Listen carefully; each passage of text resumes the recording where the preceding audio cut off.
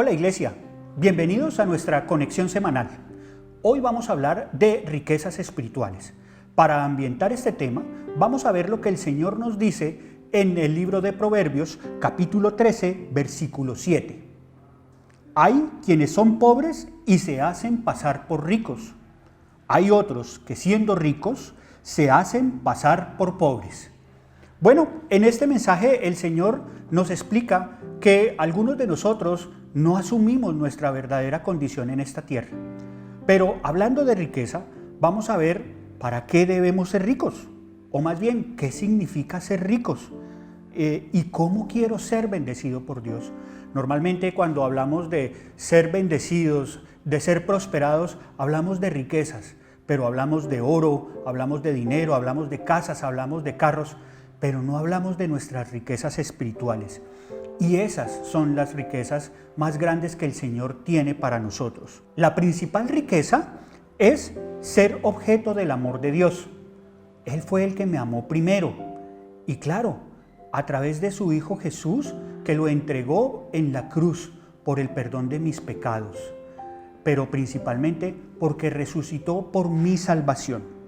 Bueno, pero hay otras riquezas que necesitamos trabajar y conocer. La primera riqueza que debemos conocer son las relaciones saludables. ¿Y qué significan las relaciones saludables? Pues bueno, son relaciones basadas en la verdad, basadas en la bondad, basadas en el respeto mutuo y en la admiración por la otra persona. Nosotros debemos buscar relacionarnos con todos los seres humanos con amor, con gratitud, con esperanza. Pero también debemos tener cuidado porque podemos malgastar esta riqueza.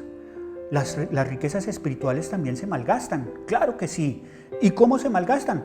Pues bueno, cuando, por ejemplo, tengo una mala actitud con mis compañeros de trabajo, o con mis hijos, o con mi esposa, ¿cierto? O cuando incluso maltrato en este caso a mi pareja y yo no le presto atención a eso. Incluso en algunos casos dicen, ellos ya saben que yo soy así. Y pues tranquilos, no va a pasar nada porque ellos ya saben que yo soy así. Aunque pueda ser cierto que mi familia sepan que yo soy así, no implica que no esté malgastando esa inmensa riqueza que es tener una relación saludable con todos los que me rodean. La segunda riqueza es la unidad de la familia. Y en este caso, nuestras familias sin duda son un gran tesoro. ¿Para quién no es un tesoro la familia? Por eso Dios en la primera carta a Timoteo 5:18 nos dice: aquellos que se nieguen a cuidar de sus familiares, especialmente de su propia casa, han negado la fe verdadera y son peores que los incrédulos. Tremendo, ¿no? ¿Cómo que nosotros no vamos a procurar cuidar a nuestra propia familia? Pues nos sucede muy frecuentemente. A veces, de pronto, por la confianza que tenemos con ellos, por la intimidad con que nos relacionamos con ellos, nosotros descuidamos la unión familiar y comenzamos a malgastar otra de las riquezas, que es precisamente la unión familiar. ¿Y cómo se malgasta esta riqueza? Bueno, pues no teniendo tiempo para la convivencia en familia, poniendo primero el trabajo y luego la familia, o primero los amigos y por último la familia.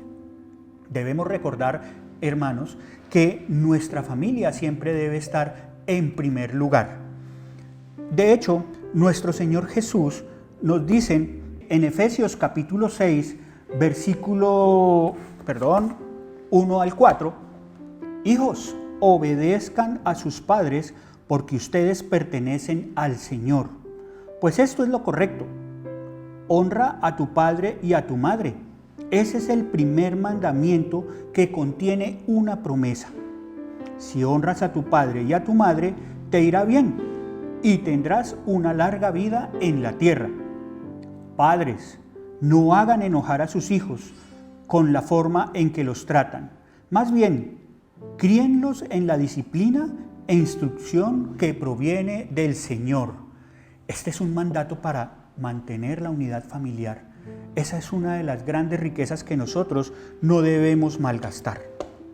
El otro gran tesoro que tenemos espiritualmente se llama la salud. Y cuando no tenemos salud, definitivamente sí que la extrañamos.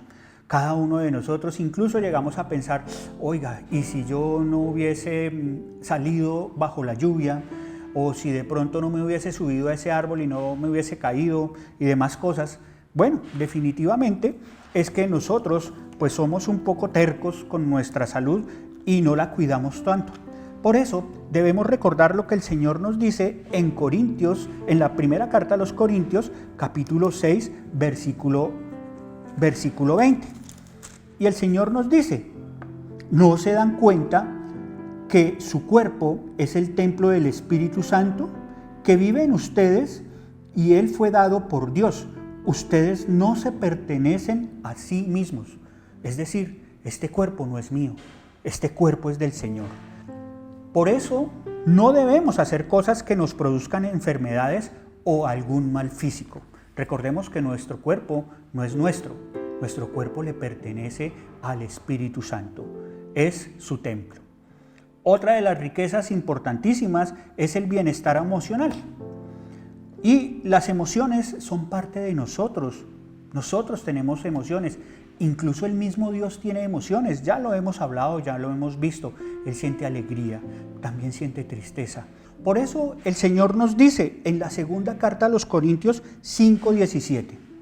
Esto significa que todo el que pertenece a Cristo se ha convertido en una persona nueva.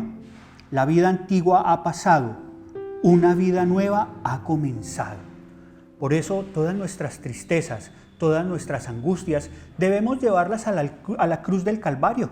Debemos dejarlas allá clavadas para que mueran en la cruz, pero para que renazcan, para que resuciten con Cristo Jesús unas nuevas emociones, ya distinguidos en la vida de Jesús. Y por último, la otra gran riqueza que tenemos el día de hoy es el amor propio. Lo primero es que Dios me amó a mí primero, incluso antes que yo mismo. Él me creó con un propósito y en sí mismo ese propósito es el mismísimo Dios. Y si Dios me ama, estoy yo obligado a amarme a mí mismo, pero con un amor sincero, no con un amor narciso, ni mucho menos un amor egoísta. Debo mostrarle a Dios que yo, su obra, estoy feliz, que me gozo en Él y que me siento orgulloso de ser su hijo. ¿Y cómo malgasto esta riqueza? Pues teniendo una relación mediocre con Dios.